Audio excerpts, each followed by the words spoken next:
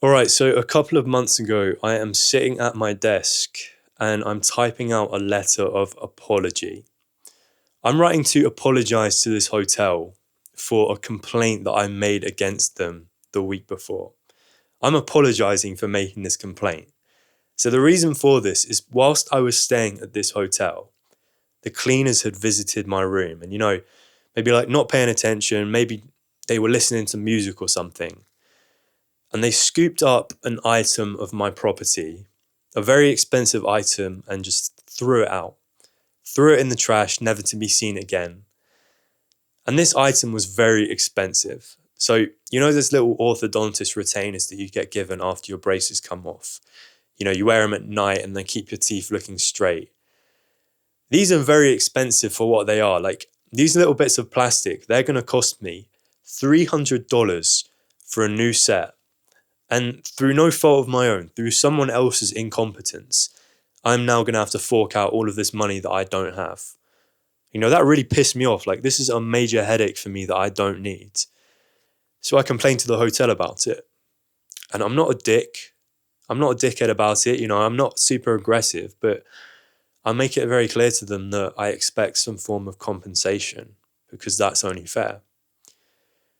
And reading this hotel's response a week later, they sent me a little email through. I'm very taken aback by how aggressive it is. This email makes me feel something that I haven't experienced in a long time. And I can only compare that to this kind of childlike anxiety you get. Like that feeling when the teacher catches you goofing around and you're a young kid and they shout at you in front of everyone. They make you feel really small and insignificant. Like they give you a massive telling off. That's how I felt reading this email. So it was super passive aggressive. They're not taking any accountability for what they've done. They say like, we're not accountable for any lost property in this hotel, and that's final. That's just the rules. And they even insinuate that I'm making the whole thing up. Like I'm just looking for some kind of handout and either I made up the story or I lost my retainers elsewhere. And the fucked up thing is, it feels like my natural response in this situation, with them being really aggressive towards me, is to just assume that they're right. It's to assume that, I'm in the wrong and there's nothing I can do about it. I can't change the hotel rules. I don't want to aggravate them even further. They seem really angry at me and I've got to go back to this hotel. What if they just turn around and ban me? So I'm ready to concede. Like, I'm being submissive and low status just because they've been super aggressive with me. I'm assuming that they're in the right. And I'm ready to just accept that situation. Like, I've lost all this money and there's nothing I can do about it. And I catch myself for a moment. Like, why am I acting like this? Why is my default response to just assume that I'm somehow to blame? Like, they're making it seem like it's my fault when I haven't even done anything wrong. Why am I being so submissive and apologetic? Like, I'm writing up this letter of apology to almost clear the air, like make it seem like I forgive them for making a mistake. And really, they don't give a fuck. Like, they've just sent me this angry email, almost like this disrespectful email, and I'm just ready to tolerate that. And I start to think about where this behavior might have come from. Like, why am I acting like this? And I feel like it's rooted in my high school experience. Because this is exactly how I would have acted in high school when someone was picking on me. I would convince myself that somehow I'm in the wrong, that somehow I'm to blame for what's happening to me. And I would start acting all apologetic, just making it seem like it's my fault when, the other kid is a fucking shithead and he's a bully.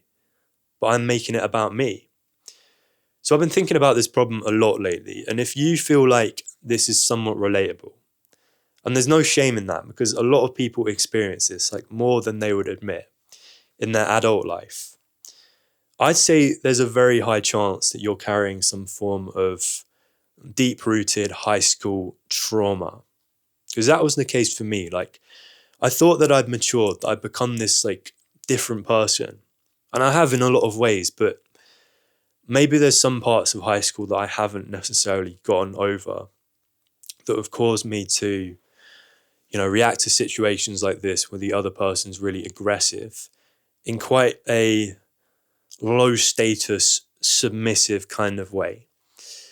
So in this video, I'm gonna help you break this habit. I'm gonna give you the practical ways of breaking this habit and getting out of this kind of low status, submissive state of mind.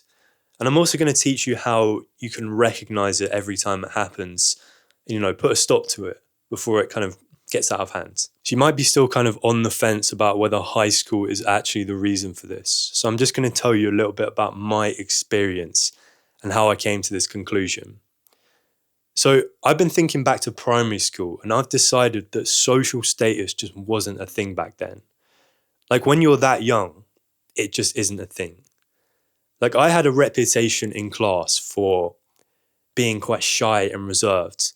This is what all the teachers thought of me. Like he's just that quiet kid who never puts his hand up. But I was still pretty popular in primary school. Like that didn't get in the way of me having a bunch of friends, for me not being that interested in sports, but still friends with all of the athletic kids. And I was kind of a leader in primary school. Like I'd be shy in the classroom, but on the playground, I'd be the one rounding up all my friends. Like, we're going to go play this game today, guys. So when you're that young, maybe you just don't care about it, but it really feels like you don't think you're better or worse than everyone. Everyone is just even. And that all changes when you get to high school, because this happened with me. Everyone is friendly at the beginning. You're kind of still carrying all that like non-judgment from primary school. But then as you hit puberty, as you hit those teenage years, it becomes hardwired in you to start competing for status. And this is what happened with my class. So everyone became very status driven. They all started comparing themselves to others. It's like if you don't have much of a sense of your own identity, you look to others to determine your own social standing. Like you figure it out by pretty much looking left. Like, am I better than this person? Am I worse than this person on my right? And you might fall like in between. Like that is where your social status lies, if that makes sense. But the things that determine social status in my class, first of all, like the obvious ones would be if you're good at sports, if you're athletic. Then the second would be if you're like loud, if you're dominant, if you're like kind of alpha, if you talk back to the teacher, if you're like a class clown, bad boy kind of person, you'd also be pretty high social status. But if you're a bit more like me and some of my friends, like more reserved types, kind of shy and socially awkward, you very easily fall into the background behind some of those kids. And I kind of fell to the bottom of that hierarchy. It feels like in my class. Like I kind of became known as that silent kid who doesn't really say anything. And then unconsciously what happened was groups started to form in my class. Like all the bad kids would come together, all the athletic kids would come together. And then I kind of became friends with the kids like in the middle of the social hierarchy, like not the most unpopular kids, still not popular, but kind of in the middle. And this hierarchy starts to form because the groups then assert dominance over the other ones. Like they'll start to pick on other groups and like fighting for like status, like competing with one another. And maybe it sounds like kind of stupid, like because you're not actually aware of this as it's happening. This is like evolutionary psychology. Like this is like tribe mentality. But this all happens in school without you realizing. This entire social hierarchy forms.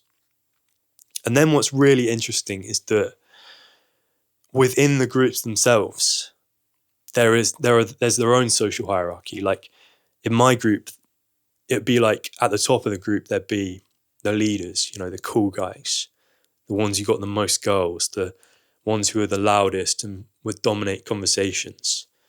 And then I was kind of at the bottom. Like people would use me to boost their own social standing. Like people would constantly be making jokes at my expense. And I don't feel like I can chat back to the guys at the top because I'm unsecure of my position. Like I'm worried they're just going to kick me out of the group. So I start to condition myself. This is how it happens. Like this is how you become low status and a bit submissive, like how I was telling you. I start to condition myself into like when someone's mean to me or picks on me, I either like avoid it or don't really react, or I start trying to win them over. Like I'll join in, I'll start making fun of myself so that I can like gain their approval, so that, you know, maybe this is like a defense mechanism for me. Like I think it's like not as damaging to my self-esteem if I'm in on the joke. So I'll start trying, I'll develop this mindset where I feel like when someone is really aggressive with me, I almost need to like gain their approval, or, you know, I need to blame myself for them picking on me. And it's kind of like this concept of the looking glass self. So this is like a psychological concept where your self-perception, your identity is based on how you believe other people see you.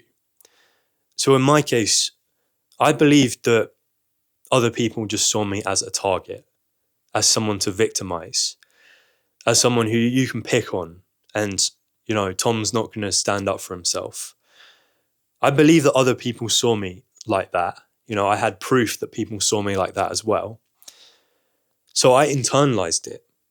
I became that person. I started seeing myself, my own identity, as that of someone who just doesn't fight back, who kind of just lets it all happen, as fucked up as that sounds. So I conditioned myself into this like submissive behavior over time.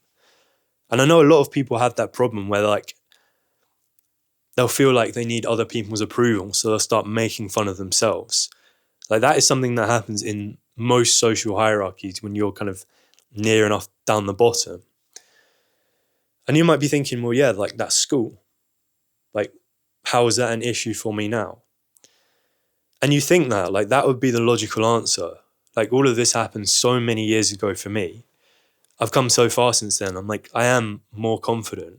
I do feel like my social status has gone up in the world. You know, I've self-improved like a motherfucker. But there are parts of the old me that come out when people confront me, or, you know, they come at me with all this aggression. That like vulnerable childlike side of myself kind of shows itself, and I start to second guess myself, like maybe I am still that person, when really that's not the case. Like most people will have come a long way since then, but it's just these like lingering habits that I've been conditioned into in high school. All right, so the solution I've found to this, the way forward, is to practice being more assertive. To actually stand your ground on things when you feel like someone else is doing you wrong. You feel like the situation is unfair on you. Because for ages I had this misconception that any minor disagreement I get into, or anytime I challenge someone else, it can end up blowing up in my face. Like it's going to become this massive argument that I can't contain, this big confrontation that I'm not ready for.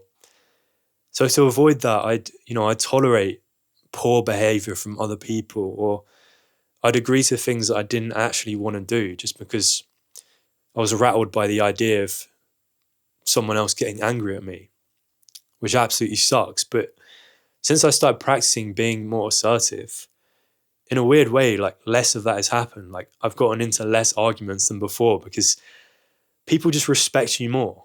They recognize you as someone who's not just going to bend over backwards for them, and is actually going to stand up for themselves. So people actually end up treating you better in the long run if you can learn this skill of being assertive. Because it is a skill, it's something that does not come naturally. You know, I'm someone who's naturally shy and introverted. This is something I've had to train. I'm going to tell you exactly how you can start building up that skill of being assertive. So I've got a few ideas. So these are a few things I've tried. So you can start off small.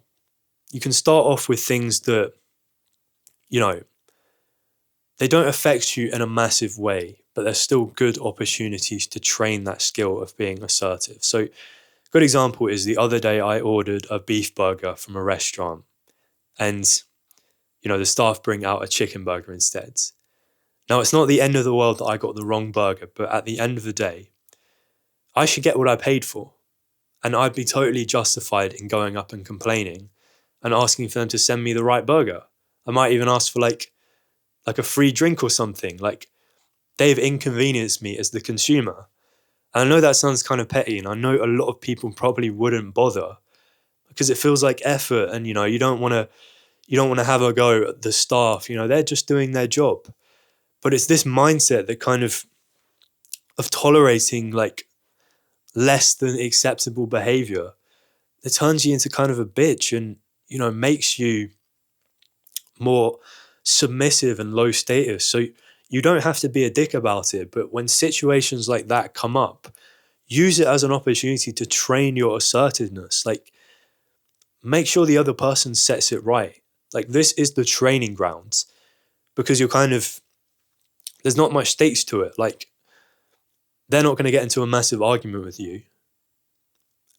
They're probably just going to like correct that mistake, and you've gained this skill of assertiveness from it. So that is one way. Then the other way that I've been trying is just practicing saying no more often. Just practicing just disagreeing with things more. Like, in conversations, if you hear something that genuinely conflicts with your opinion, just disagree with it. Like, you don't have to come across as hostile or aggressive. Don't be afraid to challenge people on viewpoints that you disagree with. And, saying no to people as well is extremely powerful. Like, I've always had a tendency to take on more work than I'm actually capable of doing. Like, for instance, I'm very early on in my career. I've just been saying yes to everything. Like, people come to me with work. I have this problem that I keep on saying yes to people because, I somehow think that if I turn down this work, then it's going to be limiting my career prospects. Even though if we're approaching that situation with logic, if I don't get all this work done, then that actually is going to spell bad things for my career. So again, what I've been practicing is just turning down those like work opportunities. Like, someone comes over to me and they're like, "Oh, I need you to do something." I'm just saying no. Just say no. Like, I'm not rude about it. I'm just saying no, I've got a lot on at the moment. Sorry, I can't do that. And then the crucial part of this is don't explain yourself. Do not explain why. Like, don't come up with all these excuses as to why you're so busy that you can't handle this extra work. Just say no and be comfortable with it. Because I've had this awful habit of needing to come up with a million excuses for why I'm letting someone else down, when really the simple answer of no should just be enough. That should just be sufficient on its own. And by explaining it away, I'm actually undermining my own position. Like, I'm going to make them respect me less because I come across as someone who's like kind of weak and low status, and like who needs approval from other people when I'm telling them no. Actually, it should just be fucking enough that I'm saying no. So that's another thing that you can practice. Don't explain yourself after you give your opinion, or after you challenge someone, or after you say no to something. And then I guess the final thing I'd like to clear up is, I'm sure some people probably, especially if you're like me, if you don't like making a fuss about certain things, you probably want to feel like, you're not being too mean to other people, or you're not being too assertive.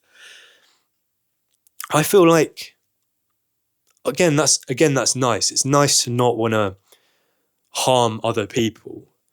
But at the same time, this is the mentality that gets you taken advantage of.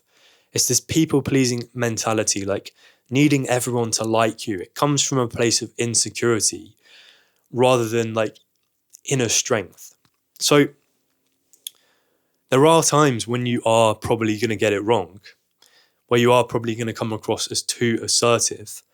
But is that a reason not to stand up for yourself in a situation where you have been unfairly wronged? I'd say no. So again, you're only going to figure this out by standing up for yourself, by being assertive with other people. Sometimes you will hurt feelings. Sometimes, other people might take offense to you doing this, but all you can go off is what you believe to be right. Like, it's your judgment call. If you truly believe that you're being screwed over by someone else, then you have to take that stance with them. You have to be assertive with them. Otherwise, there's a good chance that behavior is going to repeat itself. You know, it comes in patterns, just like in high school. You have to set it right the first time, or it will keep on repeating. So again, it comes with experience. You're going to just have to keep trying it. And that will allow you to figure out the balance over time, like what is enough and what is too much. Just got to take your own judgment on that. Just got to go with what you think is right. So practice those two things, or practice those three things rather. Being more disagreeable, saying no to people more often, challenging people for those like minor inconveniences that you might typically let go, just because it's a chance to build that experience of being more assertive. And, just don't try and ditch this mindset of just being too nice all the time. You have to be assertive with people from time to time. So yeah, let me know if you found value in this video. I realized it was pretty long, but I just had a lot to say about this particular topic. So let me know what you thought in the comments. Take care, man. I'll see you in the next one.